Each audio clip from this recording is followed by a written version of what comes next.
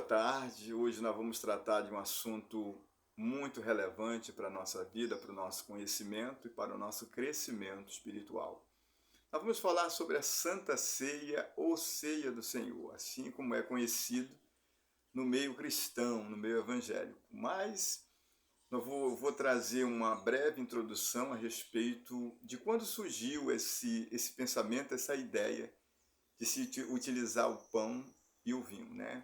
A primeira vez que a gente vê isso está no capítulo 14 de Gênesis, versículo de número 18, aonde Abraão, depois daquela vitória expressiva diante dos 5 reis que levaram seu sobrinho Ló cativo, ele, Melquisedeque, diz a palavra de Deus, que ele apresenta diante de Abraão pão e vinho. E ali, os dois eles comem o pão e bebem o vinho, e de seguida Melquisedeque abençoa a Abraão. Então, quem abençoa é quem é o maior. E a partir desse momento, pela essa introspectação de pão e vinho, Deus ele é internalizado na vida de Abraão. Ou seja, tudo aquilo que o Deus de Zen era. Por que eu estou falando Zen? Porque, segundo a cultura judaica, diz que Melquisedeque era Zen, que ainda era vivo nessa época. Então, tudo aquilo que o Deus de Melquisedeque era, agora é internizado na vida de Abraão, nosso pai espiritual. E então o pão ele tem esse propósito, a grande perspectiva é, quando nós comemos o pão e bebemos o vinho, que ele é o corpo de Cristo, que ele representa o corpo e o sangue de Cristo, nós passamos a tudo aquilo que Jesus é, nós passamos a ser, a ter na nossa vida. Então esse é o pensamento que nós devemos ter ao comer o pão e beber o vinho. A teologia ela tem tornado essa cerimônia, uma mera cerimônia morta, mas na verdade ela não é morta. Eu vou nesse conceito que a gente está trazendo aqui para você entender que quando Caim ele matou Abel, que ele se apresentou diante de Deus, que Deus perguntou: Caim, cadê o teu irmão Abel? E ele responde assim meio com brusco, com ignorância: porventura sou eu tutor do meu irmão? E o Senhor disse para ele: o sangue do teu irmão está clamando desde a terra a mim. Então entenda que o sangue ele é vivo. Se o sangue de Caim ele estava nessa proporção de clamor diante de Deus, agora imagine você o tamanho do clamor, da intercessão, do poder do sangue do Senhor Jesus Cristo para a tua vida, para a minha vida. Então esse sangue ele está diante de Deus e essa cerimônia não é morta, como muitas pessoas acham que é. É por isso que a importância de nós discernir o corpo e o sangue. Então nós devemos dar o valor devido, a honra devida a essa cerimônia tão importante. Mas, nessa perspectiva, nós vimos um outro exemplo, lá no capítulo 18, no versículo 12, olhando para a minha cola aqui, de Êxodo, de Shemot, aonde, depois que Moisés conta para seu sogro Jetro, o Itro, tudo aquilo que o Deus de Israel fez, como ele libertou, como ele resgatou o seu povo lá do Egito, a Bíblia diz que Jetro ele diz: bendito seja o Deus de Israel. Agora eu sei que não existe outro Deus como o Deus de Israel. E a partir daquele momento, Jetro ele faz o que? Ele sacrifica um holocausto ao Deus eterno. E em seguida vem Arão e os anciões e eles comem pão na presença de Deus junto com Jetro.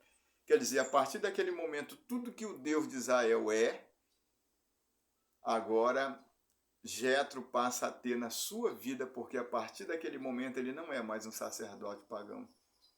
Ele ofereceu a Deus, ele glorificou a Deus. Então, quando nós comemos o pão na ceia, que nós chamamos ceia, tudo aquilo que Jesus é, nós passamos a ser. Creia dessa forma. Acredite dessa forma. Tome posse na sua vida, porque essa cerimônia ela é viva. A igreja primitiva ela dava muita autenticidade, ela dava muita vida a esse momento tão precioso como a igreja moderna hoje, ela não vê mais dessa forma. As pessoas comem de qualquer jeito. Não estou dizendo que nós temos a capacidade de dizer quem vai comer e quem não. Porque a gente vê dentro desse conceito do texto da palavra de Deus, Jesus sabia que Judas ele era o traidor, mas mesmo assim ele não disse, você não vai comer não. Só que ele ceiou para a condenação dele. Então é importante nós observarmos isso. Então, queridos, nessa perspectiva, nesse pensamento ainda, na verdade, Santa Ceia não seria o nome correto, Santa Ceia. Não seria o nome correto.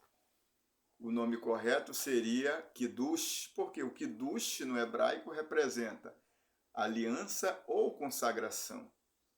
Quando fala-se de ceia, ceia, ela requer que tenha uma refeição, que tenha um banquete. Nesse caso, a gente vê dentro da palavra de Deus, ali, os discípulos perguntando, Senhor, onde é que tu queres que nós preparemos, né, a ceia de Páscoa, a ceia de Pêssar? E Jesus disse, olha, vocês vão encontrar um rapaz assim, assim, com um balde na cabeça.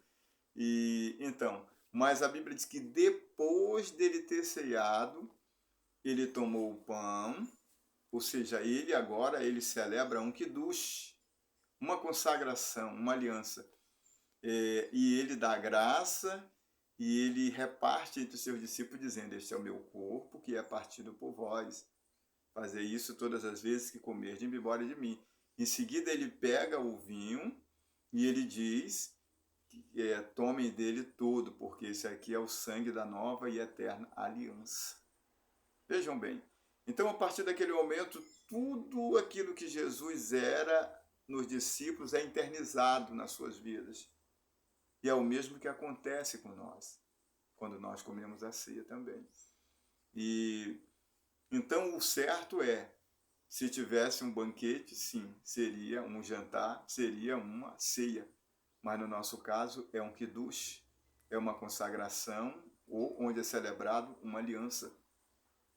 Então isso é tão importante, tão relevante na tua e na minha vida, isso faz parte da nossa vida.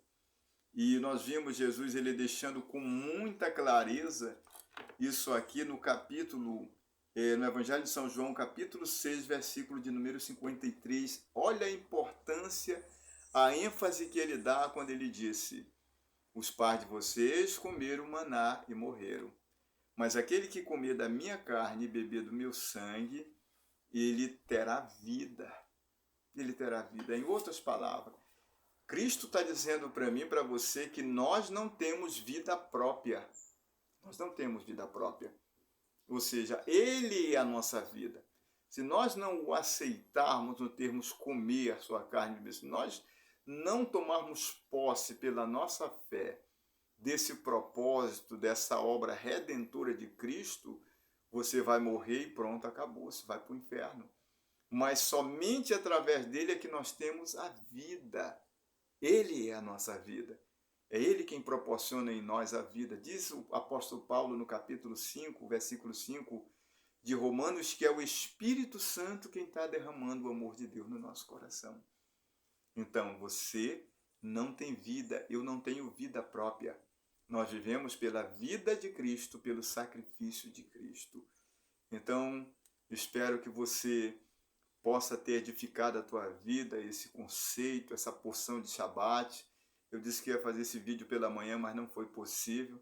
Mas estamos fazendo esse vídeo agora para trazer uma compreensão melhor para você. E quando você for comer o pão do Kiddush, o vinho, entenda uma coisa. Você está internizando Cristo na tua vida. E tome posse e acredite que tudo que Ele é, você vai passar a ser. Deus abençoe a todos. Shabbat Shalom. Fiquem todos na paz do nosso Senhor Jesus Cristo.